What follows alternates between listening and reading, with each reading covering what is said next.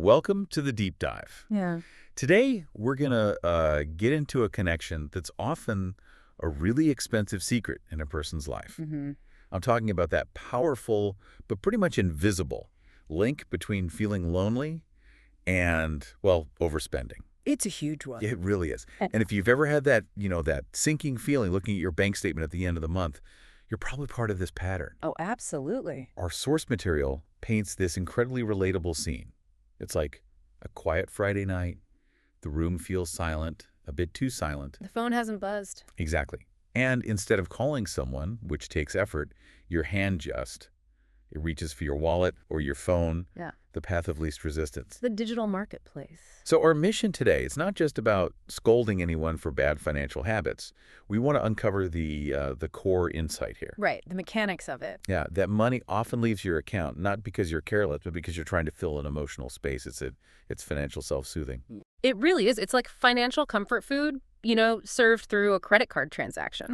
That's a perfect way to put it. And what's just fascinating is how predictable it is. That feeling of loneliness, it doesn't just sit there. It gets a voice. A voice. Yeah, a voice that whispers, buy something now. It'll make you feel better. And that impulse spend is, at its core, an attempt to make the silence go away, just for a little while. Okay, so let's dig into that psychological driver. Yeah. Because when our emotions drop, we're basically wired to look for a quick fix, right? A little hit of dopamine. That's the one. And what's the easiest, fastest source of that dopamine hit? A purchase. A purchase. A new pair of shoes, a late-night food order, a new subscription you don't need, even a small bet. It's immediate. So the key thing here is that these purchases, they aren't being made because we need the thing. Not at all. No, not even close. It's because they provide a temporary emotional reward. The brain is basically trying to give you a little treat for feeling emotionally uncomfortable. Precisely. It's a coping mechanism. The brain isn't thinking, I need social connection. No. The tired, lonely brain is thinking, I need a fast reward to stop feeling bad right now. And clicking buy is just the fastest way to get it. And there's actual data to back this up, right? This isn't Right? just a theory. Oh, yeah. There's clear evidence. The sources point to the peak activity on things like food delivery apps, online stores, even digital casinos. And when does that activity peak? Late nights, weekends, the exact times when we're most likely to feel isolated.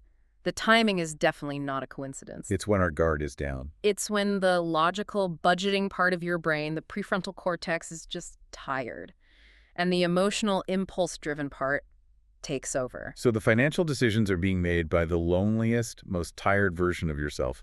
That's a chilling thought. It really is. Okay, so let's shift a bit to how this lonely spending shows up. Because you mentioned it's not always some huge, dramatic purchase. No, rarely. It's quiet, it's subtle. The sources call it micro-spending for macro comfort. I like that. So what are some key examples? Well, think about that little snack you grabbed that you didn't really need. Or that online shopping cart you fill up just for fun. Oh, the shopping cart phenomenon. Yeah. You spend an hour curating a life you wish you had. And maybe you buy just one small thing to make it feel like you didn't waste the time. Exactly. Or, the small treat you give yourself every evening after a hard day at work. Little gift to yourself just to feel something. And this is where it gets more complicated because it's not just us. The companies, the providers, they know this is happening. They understand the trap. They absolutely do, and they build their entire systems around it. This isn't just about your lack of willpower, it's about you being actively targeted. How so? What are the tactics? Well, first, timing. You'll notice ads for impulse buys pop up way more frequently at night. When you're most vulnerable. And then there's the infrastructure itself, the very existence of one-click purchases. Yes.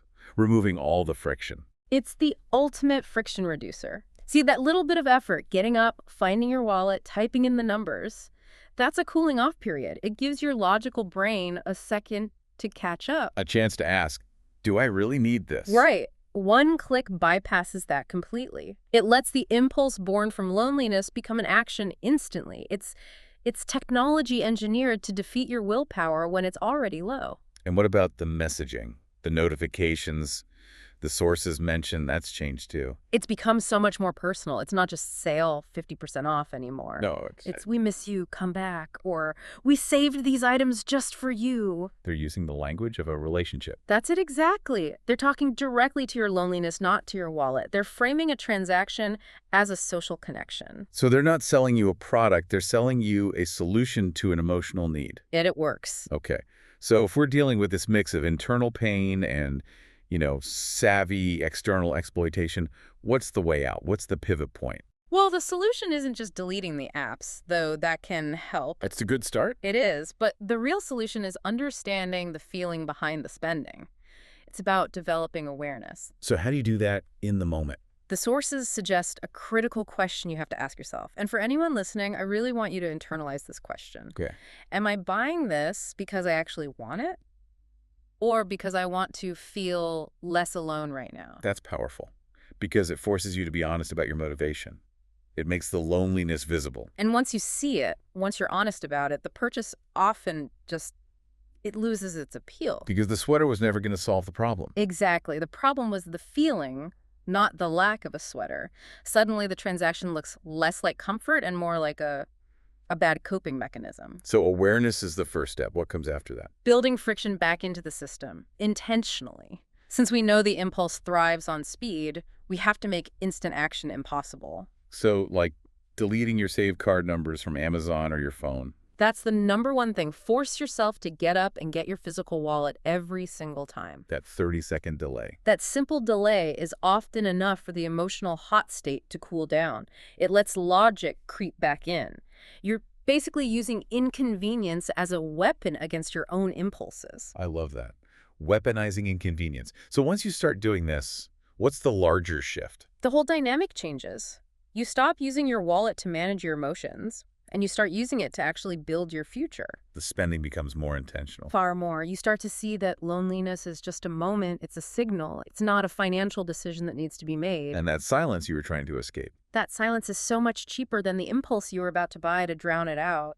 So to recap the core lesson here from our deep dive, this battle, it's won with awareness, not with more money or a stricter budget. Right. It's one internally. The moment you correctly identify the feeling that's driving the spending, the purchase loses all its power.